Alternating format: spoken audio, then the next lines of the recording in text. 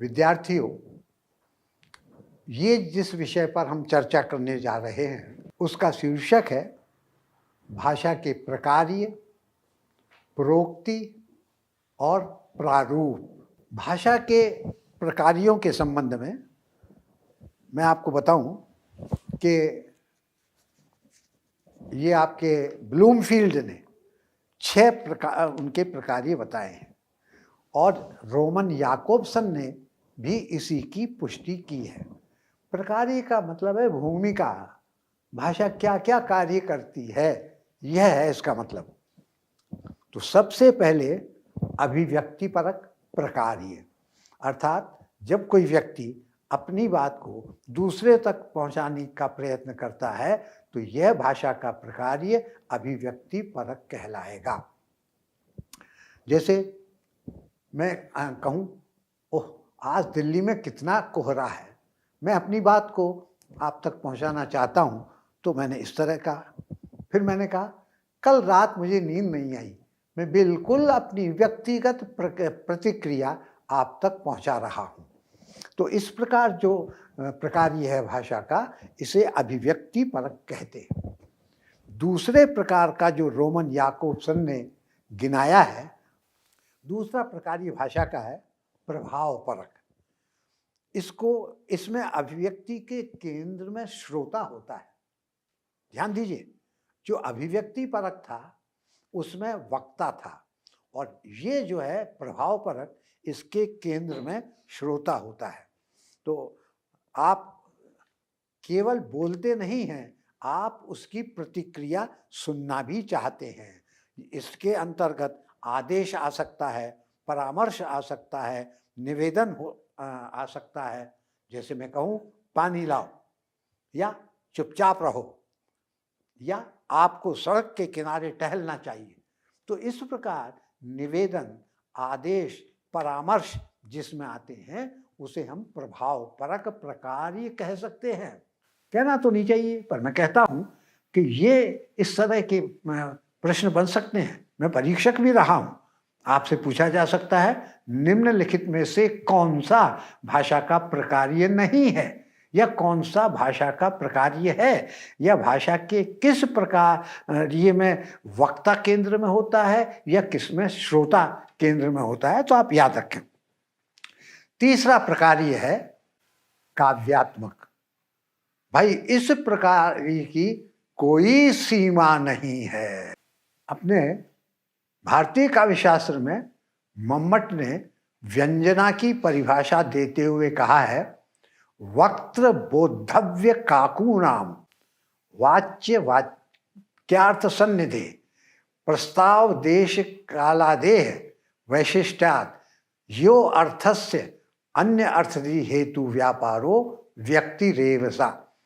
इसमें 9 गिनाए हैं। वक्ता, श्रोता, वक्त, बोधा, उसमें उन्होंने बोधा कहा है श्रोता को। काकू नाम यानी कंठ सुर, वक्त बोधव्य काकू नाम वाक्य वाच्यार्थ सन्निधि, और वाच्यार्थ और अन्य किसी व्यक्ति की सन्निधि, प्रस्ताव, देश और काल, इन सब के विमर्श के से जो विशिष्ट अर्थ की प्रतीति होती है उसे व्यंजना कहते हैं। तो इस प्रकार से आपने देखा अभिव्यक्तिपरक, प्रभावपरक, और ये अब जो मैं कहने जा रहा हूँ ये काव्यात्मक प्रकार्य जो है उसका आप एक वो देखें। जैसे कामायनी का ही उदाहरण है, श्रद्धा का वर्णन है। नील परिधान बीच सुकुमार, खुल रहा मृदुल अध खुला अंग, खिल रहा मृदुल अध खुला अंग, खिला हो ज्यों बिजली का फूल, मेघ वन बीच गुलाबी रंग। क्या ऐसा देखा है? क्या उसमें बादलों के बीच में कभी गुलाबी बिजली का फूल खिलता है?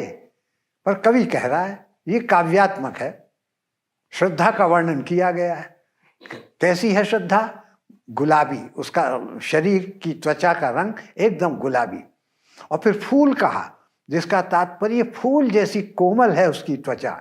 फूल में सुगंध होती है तो उसमें सुगंध है, ये सारे के सारे श्रद्धा के, शरीर के सौंदर्य को बतलाने का प्रकार ये भाषा कर रही है। तो ये काव्यात्मक हुआ।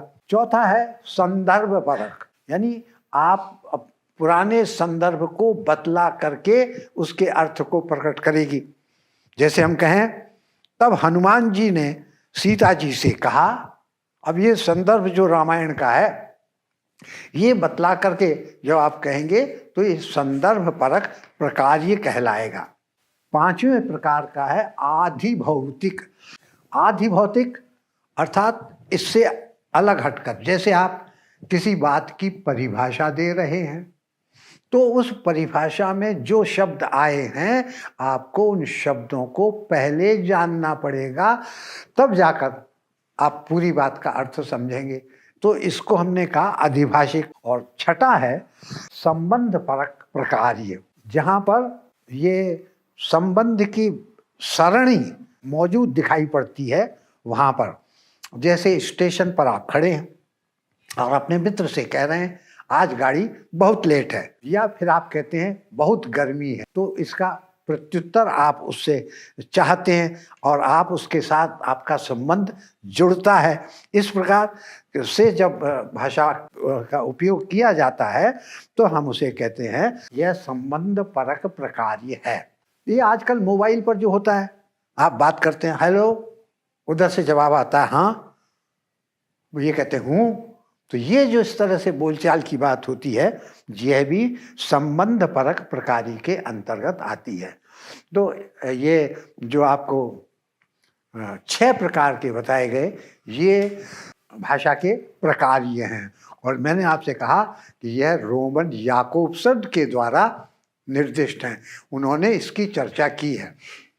ये आपका पहला टॉपिक है उसमें, जिसमें कहा गया है भाषा के प्रकार्य। उस पहले टॉपिक का मैंने विवेचन आपके सामने किया। अब बहुत अच्छी बात वो ये प्रोक्ति। क्या है ये प्रोक्ति? अंग्रेजी शब्द डिस्कोर्स का हिंदी रूप है प्रोक्ति। वाक्य भाषा की इकाई है, किंतु प्रसिद्ध भाषा वैज्ञानिक सस्यूर इसे नहीं मानते। वे भाषा को बातचीत मानते हैं, लिखित को नहीं मानते। वे कहते हैं कि हम बातचीत करते हैं, एक दूसरे के साथ जो कन्वर्सेशन होता है वह भाषा है। हेलिडे इसे पाठ कहते हैं। आप यूं भी कह सकते हैं कि लिखित रूप पाठ है और जो बोलने वाला रूप है वह प्रोक्ति है। इस तरह भी कह सकते हैं। ये नाम भी याद रखें। भाषा वैज्ञानिक ऑस्टिन इसे स्पीच एक्ट, भाषिक क्रिया मानते हैं। तो भाषा भाषिक क्रिया है, भाषा का लिखित रूप पाठ है, भाषा बातचीत है। जो आपके पाश्चात्य भाषा वैज्ञानिक हैं ये उनके द्वारा कही हुई बात। इसी को एक यूं कह सकते हैं, मौखिक बातचीत को डिस्कोर्स और लिखित रूप को पाठ। ये मैं नहीं कहूँगा पर मन कहता है कि कहो। ये जो डिस्कोर्स की बात है ये भारतीय काव्यशास्त्री कविराज विश्वनाथ ने 14वीं शताब्दी में कही थी। उन्होंने महाकाव्य की धारणा प्रस्तुत की थी कि महाकाव्य क्या है, एक से अधिक वाक्य, अलग अलग अर्थ हों उनके भले, और वे इस तरह से जुड़ जाएं कि एक वाक्य दूसरे वाक्य का अंगी हो जाए। एक अंग ही अंग है और दूसरा अंग है। अंगी और अंग का संबंध उसमें हो, अर्थात वे संरचना की दृष्टि से एक इकाई का काम करें, तो हम उसे प्रोक्ति कहेंगे। इसका मतलब हुआ कि प्रोक्ति में एक से अधिक वाक्य होते हैं। नंबर 1, इन वाक्यों में तर्कपूर्ण क्रम रहता है। ये वाक्य आंतरिक रूप से सुसंगत, एक दूसरे से जुड़े हुए रहते हैं। ये जो सुसंबद्ध बोला ना मैंने इसके लिए संशक्ति शब्द बनाया। मैं जब आपके लिए तैयारी कर रहा था तो मुझे याद आई 1995 में मैंने इस पर एक पुस्तक लिखी थी जो प्रकाशित भी हुई थी, और उसमें मैंने संशक्ति शब्द का प्रयोग किया है। भाषा में भी एक आलेख प्रकाशित हुआ था मेरा, उसमें भी संशक्ति शब्द को ही मैंने प्रयुक्त किया है। ये किसके लिए किया है मैंने संशक्ति शब्द? कोहेरेंस के लिए। अब आप देखें तो सब वाक्य कई हैं, लेकिन सब मिलकर इस तरह काम करते हैं कि अर्थ की दृष्टि से एक इकाई बन जाते हैं। तो एक से अधिक वाक्य एक दूसरे के साथ मिलकर अर्थ की दृष्टि से एक इकाई बन जाते हैं, तब हम उस रचना को प्रोक्ति कहते हैं। प्रोक्ति के संबंध में मैं समझता हूं आपके मन में अब कोई भ्रम नहीं रहेगा। एक ये प्रोक्ति नाटक का कोई अंश हो सकता है, उपन्यास का कोई अनुच्छेद हो सकता है, और या किसी कविता का अंश हो सकता है। इन सब को हम प्रोक्ति के अंतर्गत लेते हैं। बस शर्त इतनी ही है कि भले ही कितने ही वाक्य हों, लेकिन एक दूसरे से अच्छी तरह संसक्त होने चाहिए और अर्थ की दृष्टि से भी वे एक इकाई का काम करने चाहिए। आपके लिए एक उदाहरण मैं देना चाहता हूं, बाणभट्ट की आत्मकथा। उस बाणभट्ट की आत्मकथा में हजारी प्रसाद द्विवेदी लिखते हैं, धीरे बोलूंगा, मानो विधाता ने शंख से खोद कर, यानी शंख को कुरेद कर, मुक्ता मोती से खींचकर, मृणाल से संवार कर, चंद्र किरणों के कूर्चक से प्रक्षालित कर, सुधा चूर्ण से धोकर, रजत रस चांदी के रस से पोंछकर, कुटज कुंद और सिंधुवार पुष्पों की धवल कांति से सजाकर उसका निर्माण किया हो। भाइयों, वाक्य तो इसमें एक ही है, मानो विधाता ने उसका निर्माण किया हो। तो ये बीच में क्या है? इसमें 7 पदबंध हैं। आप गिन के देखें कि शंख से खोद कर 1, मुक्ता से खींचकर 2, मृणाल से खींचकर 3, चंद्र किरणों के कूर्चक से प्रक्षालित कर 4, सुधा चूर्ण से धोकर 5, रजत रस से पोंछकर 6, और कुटज कुंद और सिंधुवार पुष्पों की धवल कांति से सजाकर 7। ये 7 पदबंध हैं। ये 7 पदबंध मिलकर भट्टिनी के गौर वर्ण, उसके शरीर की गौर कांति का वर्णन कर रहे हैं। सब मिलकर एक अर्थ में जाकर के भट्टिनी के गौर वर्ण में जाकर के समाहित हो जाते हैं। तो इस प्रकार जब कोई कथन होता है तो हम उसे प्रोक्ति कहते हैं। ये तो पदबंध थे।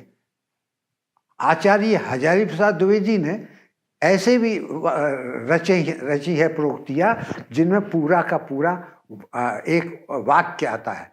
अनेक वाक्यों से मिलकर एक अनुच्छेद बन जाता है। एक वाक्य उसमें प्रधान होता है और दूसरे वाक्य उसमें उसके अंग बन करके आते हैं। इस प्रकार जब कोई रचना की जाती है तब हम उसे प्रोक्ति कहते हैं। ठीक है, अब देखें तो प्रोक्ति में शर्त क्या हुई? संशक्ति अनिवार्यतः होनी चाहिए। यह प्रोक्ति के बाह्य तल पर परिलक्षित होने वाला अभिलक्षण है। क्या? संशक्ति। आपकी प्रोक्ति में वाक्य परस्पर एक दूसरे के साथ संशक्त होने चाहिए। यह बाह्य तल पर ही आपको दिखलाई पड़ता है, ऐसा ये तत्व है। अब ये संशक्ति कितने प्रकार से हो सकती है भाई जी? देखिए, अर्ध विरामों के द्वारा हो सकती है, पूर्ण विराम के द्वारा हो सकती है, और जो वाक्य के संरचक हैं वो संबंध सूचक या संबंध के ज्ञापक उनका प्रयोग उसमें हो सकता है, परिणाम सूचक प्रयोग हो सकता है और अंग अंगी सूचक भी हो सकता है। देखिए, एक आपको बताता हूं, एक शब्द का आवर्तन करता है वो। स्त्री अपने बालक को हृदय से लगाकर जितनी आत्मनिर्भर है उतनी और किसी अवस्था में नहीं। देखिए, बालक शब्द आया है, ध्यान रखिएगा। वह, ये तो स्त्री के लिए है ही, अपनी संतान की रक्षा के समय जैसी उग्रचंडी है वैसी और किसी स्थिति में नहीं। तो अब ये संतान यहां पर आ गया, बालक का पर्यायवाची संतान। फिर कहते हैं इसी से कदाचित लोलुप संसार उसे अपने चक्रव्यूह में घेर कर बाणों से चल्ली करने से पहले इसी कवच को छीनने का विधान करता है। सबसे पहले बालक, फिर उसका पर्यायवाची संतान और फिर उसके लिए एक और शब्द कवच। इन तीन शब्दों का प्रयोग करके इन वाक्यों को परस्पर संसक्त किया गया है और ये संसक्ति प्रोक्ति की शर्त को पूरा करती है, इसलिए यह आपका एक प्रोक्ति कही जाएगी। फिर ये प्रोक्ति विचारात्मक भी हो सकती है, प्रोक्ति भावात्मक भी हो सकती है और प्रोक्ति जो है आपकी वर्णनात्मक भी हो सकती है।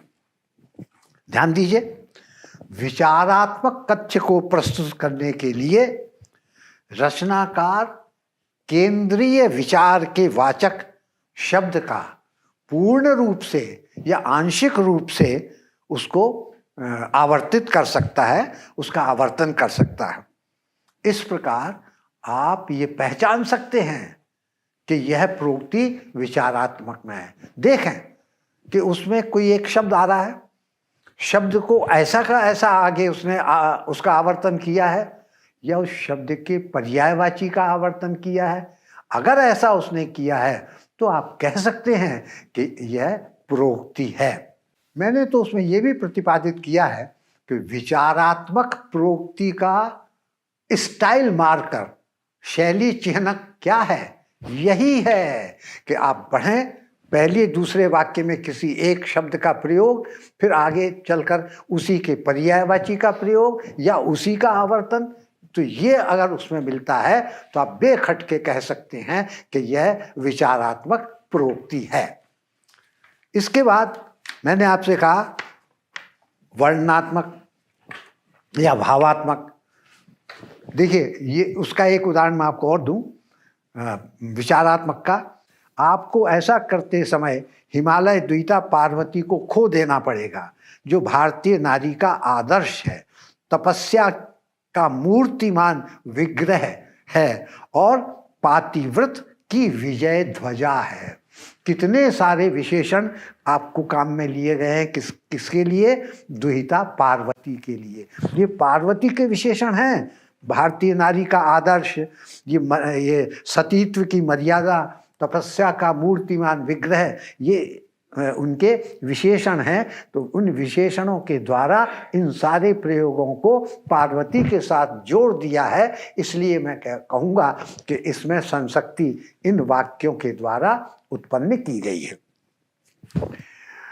वर्णनात्मक पाठ में या वर्णनात्मक प्रोक्ति में इस तरह का आवर्तन नहीं होता। वो क्या होता है, एक वर्णन करता है किसी चीज का, फिर उसी के संबंध में नई बात कहता है, फिर उसके संबंध में कोई और नई बात कहता है। इस तरह अलग अलग वर्णन उसमें किए जाते हैं। उसमें आवर्तन करके किसी चीज को संसक्त नहीं किया जाता। शब्द स्तर पर जब आप आवर्तन करते हैं तो उसको तो हम कहते हैं संसक्ति, ठीक है, और संसक्ति विधायक तत्व। और जब समांतरता या पैरेललिज्म वाक्य के स्तर पर हो तब हम उसे कहते हैं समांतरता। समांतरता और संसक्ति विधायक तत्व हैं। कौन? समांतरता और ये आपका क्या कहना चाहिए संसक्ति, ये दोनों जो हैं प्रोक्ति के लिए अनिवार्य तत्व हैं। सर्वनामों का सटीक प्रयोग कर संसक्ति का विधान किया जा सकता है। यह पाठ की बुनावट में उपयोगी भूमिका का निर्वहन करती है। सादृश्य विधान के बाद में अध्याहार संभव है।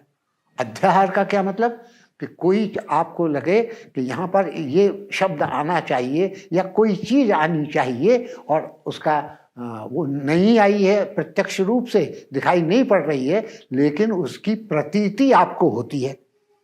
जैसे देखें, for love is stronger than hate and peace than war.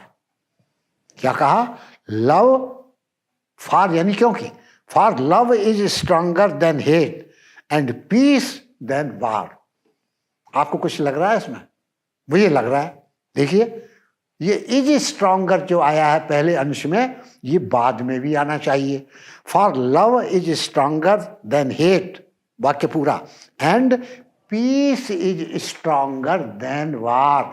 ये इज स्ट्रॉन्गर जो है पीस के बाद भी आना चाहिए, लेकिन नहीं है, लेकिन मुझे लग रहा है कि आना चाहिए ये, तो इसको कहते हैं अध्याहार करना, कि उसकी प्रतीति तो हो लेकिन वास्तव में वह दिखाई न पड़े। ऐसे प्रयोग को अध्याहृत प्रयोग कहते हैं। इसके द्वारा भी संसक्ति का विधान किया जाता है और संसक्ति का विधान करने के साथ वह कथन प्रोक्ति के स्तर पर आ जाता है। प्रोक्ति का उसमें अगला अंश था प्रारूप। उस प्रारूप के लिए मैं कहूँ, प्रोक्ति साहित्य की विभिन्न विधाओं में, विभिन्न विधा का मेरा मतलब है कविता, कहानी, नाटक, उपन्यास, निबंध, ये सब आ जाते हैं विधाओं के अंतर्गत। तो आप इसके आधार पर प्रोक्ति की प्रकृति को पहचान सकते हैं। कौन से तत्व संसक्ति के लिए कौन से साधन अपनाए गए हैं? पहली बात, आवर्तन, समांतरता, सर्वनामों का प्रयोग।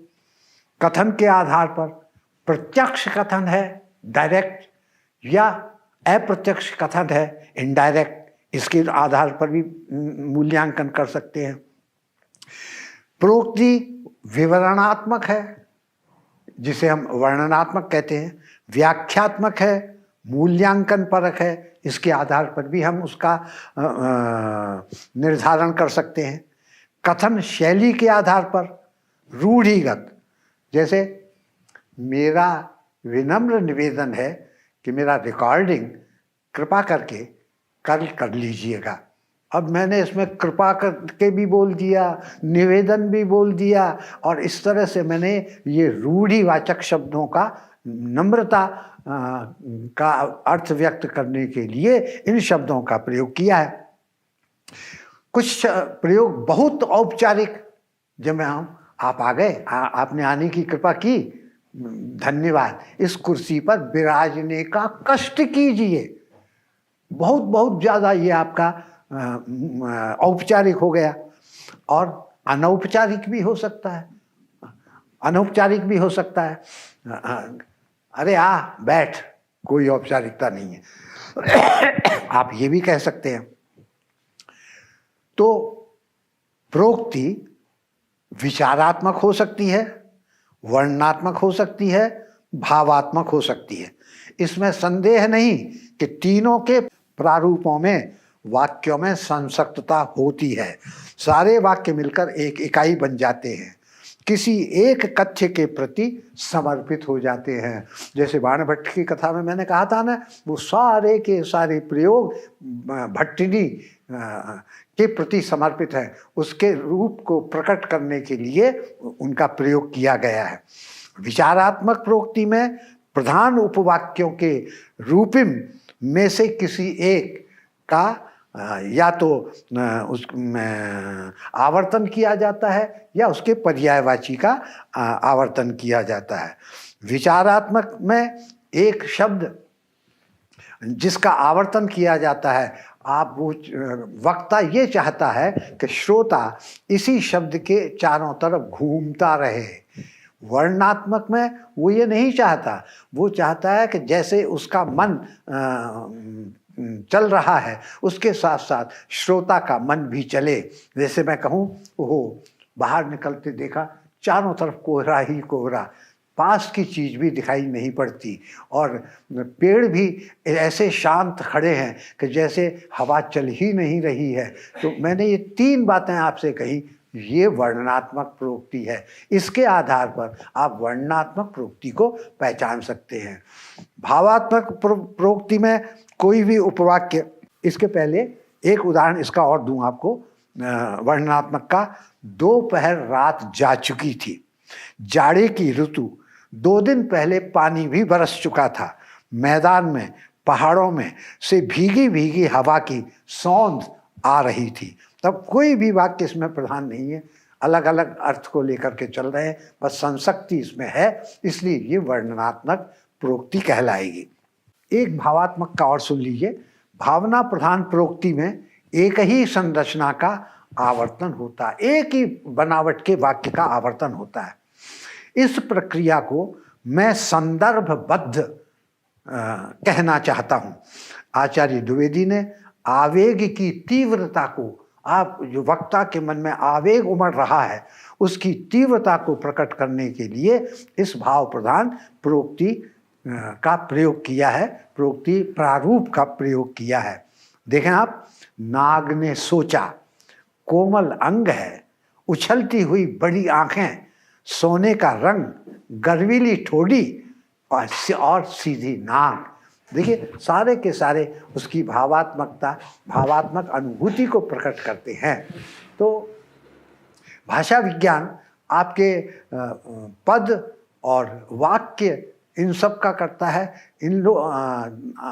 अभी ये कुछ समय पहले ही ये प्रोक्ति वाली बात भी चली कि भाई एक वाक्य 2 वाक्य क्यों, अनेक वाक्यों का संगुम्फन जहाँ होता है, वाक्य किसी एक कथ्य के प्रति समर्पित होते हैं, उसे क्या कहें। तो उसके लिए फिर यह आपके प्रोक्ति शब्द की रचना हुई।